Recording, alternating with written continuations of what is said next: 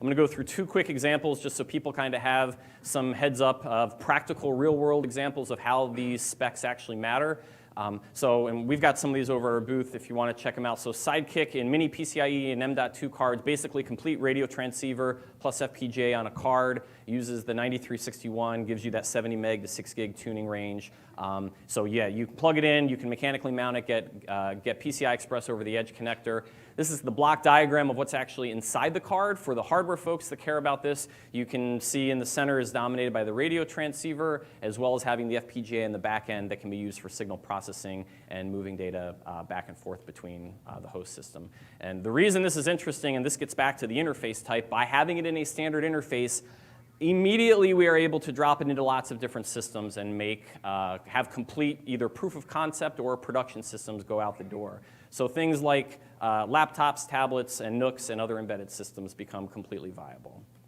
Last but not least, our Sidekiq X2 card. We talked about this last year. We've got this up and running over our board. This is a 9371 based solution, 1 megahertz to 6 gigahertz tuning range, 100 megahertz of bandwidth. This is meant to basically be an RF processing, machine for getting as much access as possible in as small a form factor. This is that FMC, the Vita 57.1 standard I mentioned before.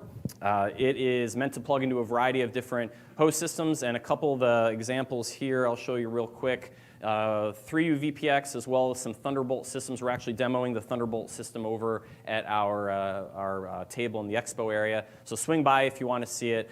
All the slides and the specs for the card are available over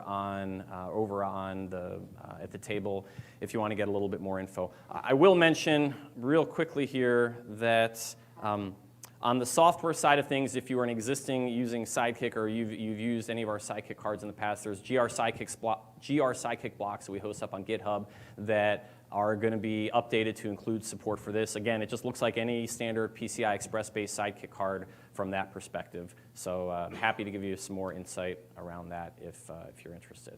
So yeah, I think that is just about everything. So.